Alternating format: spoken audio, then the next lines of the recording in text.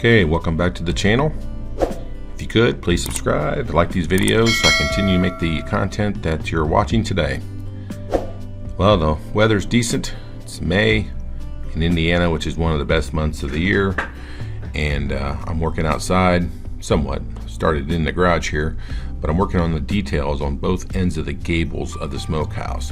If you saw my last video on the smokehouse, I was working on the roof, got that all framed up for the most part, but I have unfinished business on both gable ends. I'm going to try and match the details that are on the front of my house. Now I'm using 6x6 Cedartone treated wood here. Cedartone is basically a brown green treat lumber that Menards sells. I don't think Lowe's sells it, but essentially the green stuff, it's just brown in color. So the idea behind that is you don't have to do anything with it, you don't have to stain it or anything like that, and it's not ugly green. So it's really good stuff. It's obviously more expensive, but well worth it considering I don't have to put any kind of finish on this, at least not in the foreseeable future. So I'm working on this 6x6. I think I use every tool in my chest to make this happen. I've got to cut a notch in this upright 6x6 that's going to go in each end. I have to do two of these. I'm showing in detail the first gable. The second gable, I'll just speed through it real quick. But I have to put a notch in it so I can catch the header on the roof. And then I'm going to tie it into lower 2x8 to give it some end structure. I'm not sure if it provides as much structure as I think it might, but for the most part, definitely it will help keep the roof rigid, and it's going to make the gable ends look really, really sharp. So the challenge here is I have to put this thing in. I made it purposely tight so the header and the 6x6 fit real snug. And I also have you can see I'm sliding it into the header right now. I've got 2x6s pinching the 2x8 too to kind of keep it in place. So all I gotta do is pretty much pound this thing with a sledgehammer, and the friction is gonna hold it there until I can get some screws in those lower 2x8s. I am gonna sandwich the 6x6s with another 2x8 in the inside of the roof. So when it's all done and said, it should look pretty good. It's gonna look really good. But then it also should provide some support, at least a minimum amount of support. I had to be careful when I was pounding this up right in to make sure I didn't damage the bottom with the sledgehammer. It smushed it up a little bit, but nothing that I would be ashamed to show anybody. So one of the important things here is to make sure that we get the level on this and make sure our upright is perfectly straight. That's what matters. I'm going to come in with some 45-degree cuts, some 6x6s here in a second. So I got to make sure this is straight. That way those joints actually look good when they merge together with a 45-degree angle.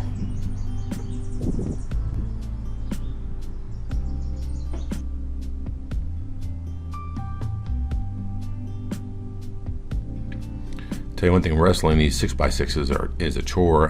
They're heavy, and these ones are pretty wet. So good quality stuff. I think they're like 30 bucks a crack, at $34 a crack for an 8-footer at Menards, which they used to be like 16. So not much you can do about the inflation costs right now at this time. So here, another issue I'm having with the 6x6 is I can use a circular saw on both sides, but then I still have the middle to chew out, so I use a saw here. I want to make sure these are pretty flat and pretty true cuts, because if not, they won't mount correctly to the upright 6x6. So I'm using an oscillating tool here to kind of clean them up. It does a pretty decent job just to get the little unevenness in the angle that I just cut.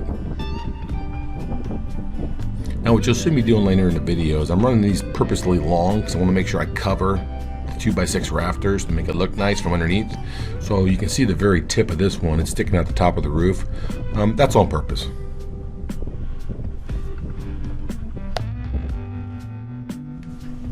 I really want these angles to be tight. I'm using deck screws, I think 3-inch deck screws, just to kind of set these boards, these 6x6s right now. I'm going to come back and put some bigger black head screws in, kind of give it some detail.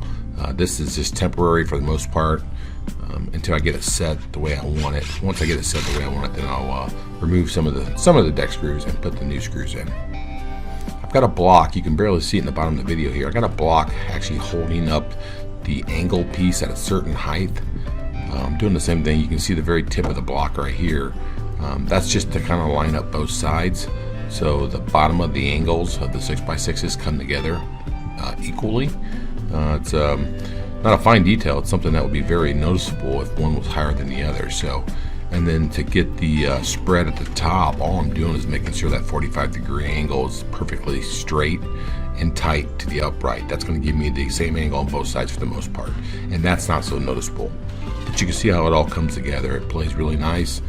It fills the space, at least the center of the space, really well. I really like the way it looks. I don't know what that detail is called. If you know, put in your comment. I'm sure there's a name to it. You see it on all the Craftsman builds. But definitely cleans it up, makes it look really stout. I like the dimensions of wood that I used on this project. I was kind of concerned about different dimensions and how big and bulky this thing would look, and that's the look I'm looking for. I didn't know if I'd make it look bulky enough, but it definitely checks the box. I'm pretty happy with that. So I talked about this earlier, is I'm basically sandwiching that upright 6x6 in there. I'm going to screw it on both sides, and then I'm actually tapping it into both sides of the structure. This will definitely help keep the structure nice and square. This building's going nowhere. Like I said in my last video, you know, I built this thing like a tank on purpose. My dad taught me that. My brother, Lake Warrior, taught me the same thing. You know, we just overbuild stuff. It doesn't cost a whole lot more, and you get the job done. And although it's probably overkill, it just makes you feel a sense of security that it's done right. So I've got the other end done now. I'm moving to the back side. You can see the lower part of the roof here, right in front of this gable. That's where the smoker is going to go. That's where the Yoder Wichita is going to go. This area I'm working in now, this bigger gable area, it's going to be where their couch, TV, ceiling fans, some lights, and all that will be at. Same process on this end. I'm basically using the level, making sure that upright's nice and straight. I pounded it up in there. It was pretty snug. And then I'm just screwing on the back side to make sure it stays in place while I put the two 45-degree angle pieces in.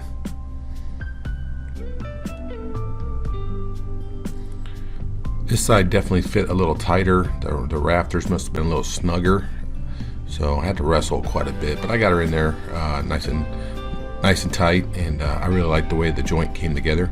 Here I am putting that lower block on to make sure my height's the same. Basically just take a 2x8 and I just go opposite way of the upright, and that sets that right at the bottom of that header. Here I'm just simply measuring for the other sandwich piece here I'm putting in here. A few screws on each end and it's set. I think it structurally is pretty solid.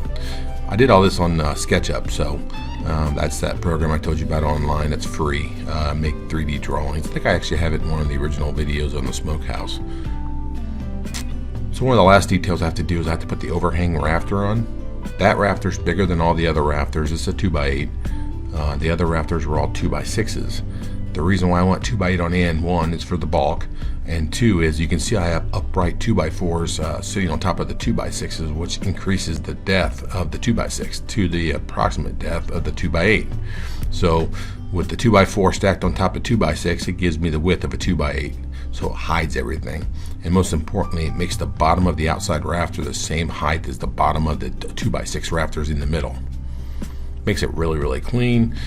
This protects for rain, so basically, it gives a really nice detail, but it also protects rain from getting in the structure itself.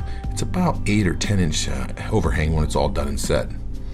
You can see I put the lower 2x4 on to help me. This is where it's important to have another guy if possible.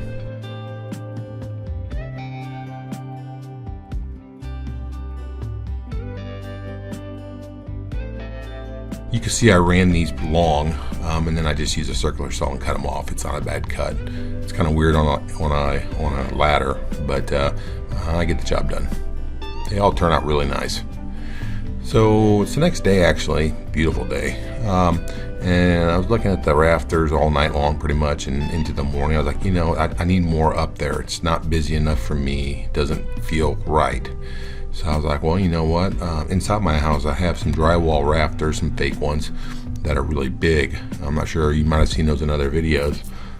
But I was like, I'm going to copy that. The middle was the same as my front of my house, but the sides were not on the front of my house. But I thought it really filled the space a little bit more, gave me a little bit more shadow effect. So I decided to put these small little 6x6 uprights in. Now, expensive. I had to buy 10-footer, so there's another $45 for the uprights, and they actually don't provide a whole lot of anything other than just look.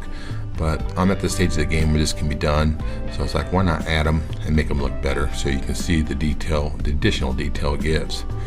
Front ones are in, the back ones were a pain. I had to work hard on getting these things in there. They were tight, especially the next one, the last one. Actually, I had to sledgehammer that up there. I don't know how many hits I gave that thing, probably at least 50 or 60 hits, and it's not real pleasant to do that from the position of down under. Sorry about the darkness of the video. I'm running late here and it's getting in the evening and the wife's wanting dinner, so I was like, I want to get this done today. I want to wrap this up, and I have ordered the steel. It should be in, they said in 3 to 4 weeks now. It's back ordered. It's gonna be a black steel roof. I'm gonna underspray the black spray the bottom of it because it comes white. That way from underneath you see black, and on top you see black, and it'll make it look really nice.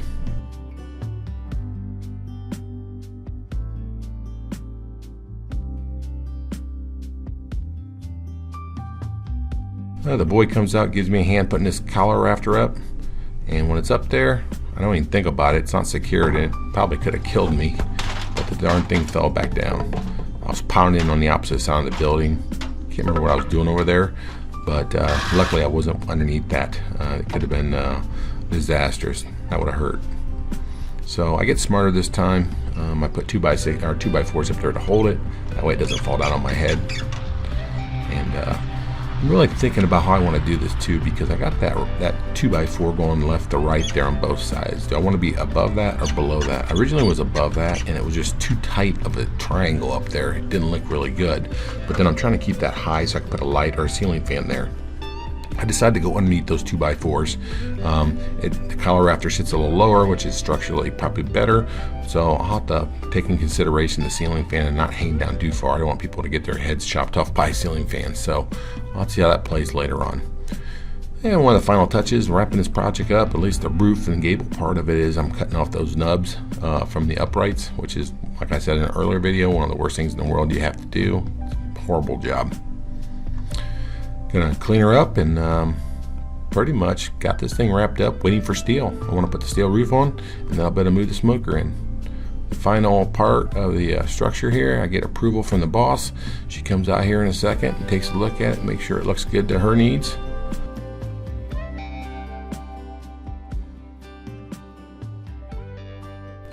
That's a wrap. If you like these types of videos, give it a like. Make sure you subscribe. Please share with family and friends. And like I always say, I appreciate you spending time with the Home Pro Hero.